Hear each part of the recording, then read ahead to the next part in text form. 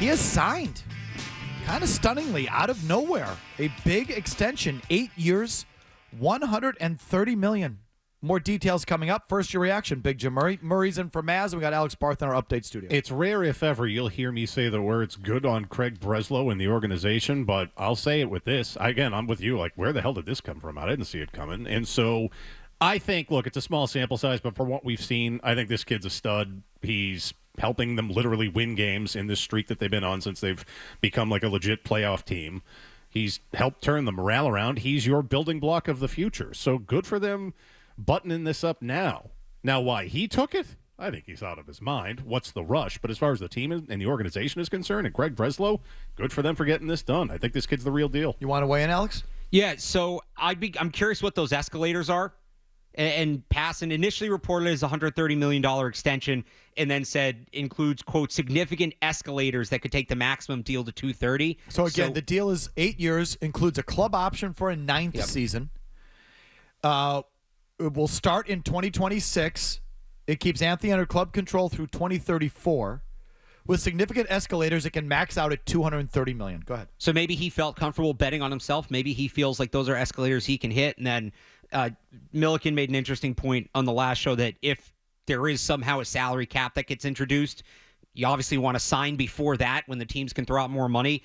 I'm guessing that the escalators are something he feels he can hit. We'll see if it ultimately comes out that way, but I was surprised. That feels like less than I was expecting for this deal. So I would love, if it's been reported on the escalators, I would love to know what they are too. I get those. I would say the Red Sox should consider themselves really lucky.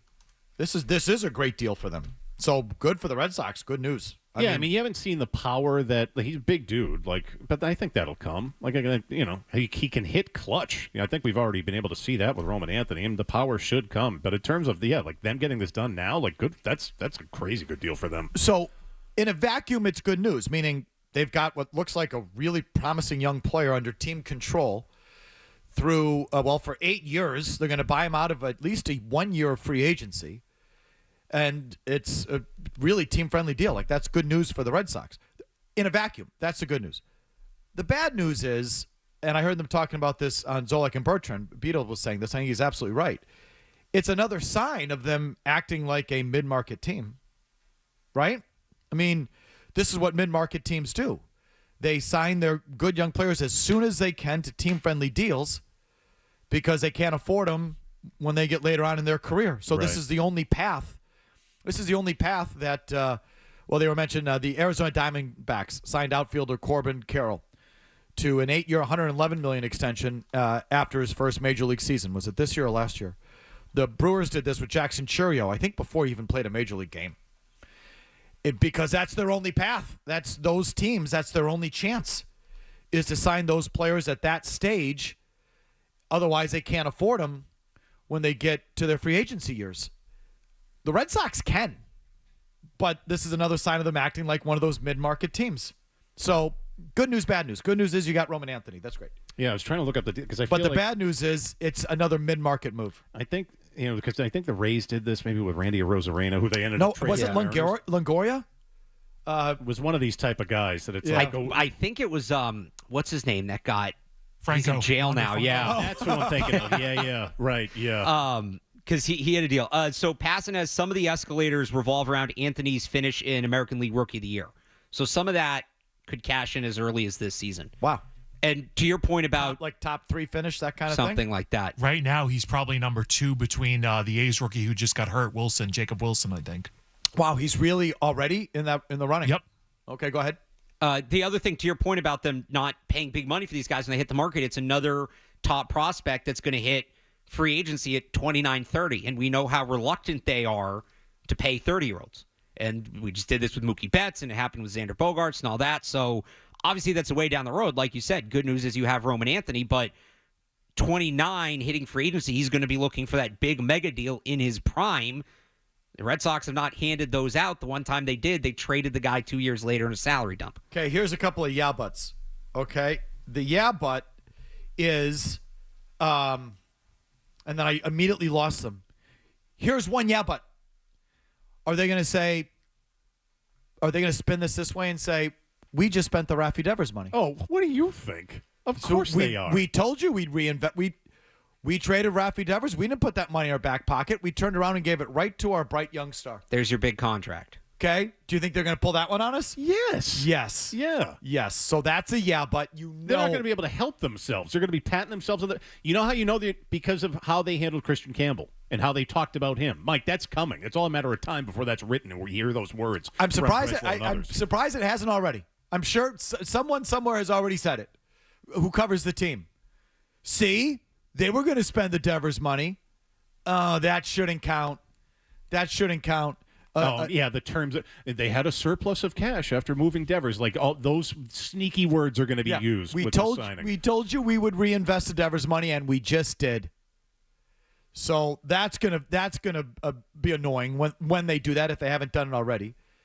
And the other but is there is some risk in that if he somehow isn't the guy we think, and I don't think that he is. But I mean, you never know. You are kind of on the hook now.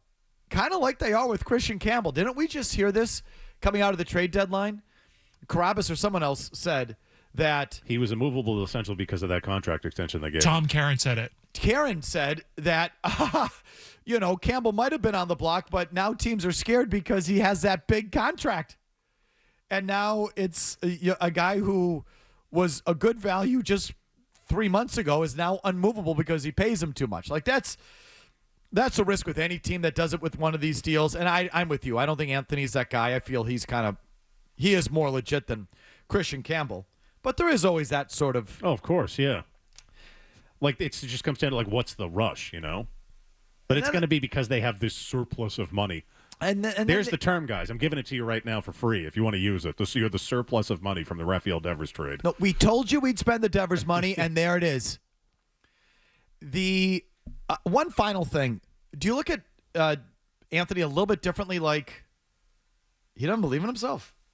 Like he's not sure of himself. Because if you go year to year, I will say, he does feel like he has the negotiation tactics of one Jim Murray. It's like, oh, money, yeah, I'll take it. Like, it does feel again like what's the rush on his end more than anything else. This does feel. Well, we'll give you. I'll take it. Like you didn't even finish the sentence yet. Like, what do you got? Yeah, because you're worried about the proverbial sword of Damocles hanging over you. Like, I got to get it while the getting's good. Or like Christian Campbell. Maybe now in hindsight we look back and we say, now it makes sense why you grabbed the money. Right. Because you play defense like a 4-year-old. Maybe you're not that good, or you're really not ready. Where do I sign? Because the difference in money is as they write on the ESPN story. Passon writes that Robin Anthony opted to forego the path of, say, Juan Soto, who signed over the winter for 15 years and $765 million. Because he did what? He went year to year to year to year, played out all of his arbitration years, didn't sign early, didn't take didn't do any of that. And Roman Anthony must not be a Boris guy because Boris would. Bet on yourself, get every last dollar, yeah. Well, the path there, if you're a high-end major league player, I think it's been pretty well established that you go year to year, you play out those arbitration years, and you make it all back and then some when you hit free agency. His agent's Matt Rodriguez from Frontline Athlete Management. Okay. So he would have, if Anthony had just played it year to year to year, is this right? Because I'm just reading. In signing the deal, Anthony gives up the opportunity to reach free agency as early as 26 years old.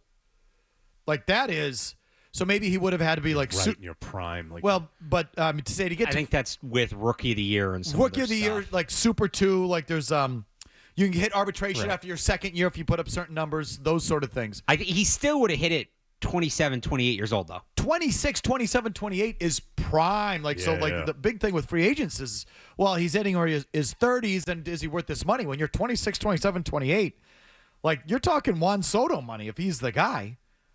Do you look at him and go, does he lack confidence?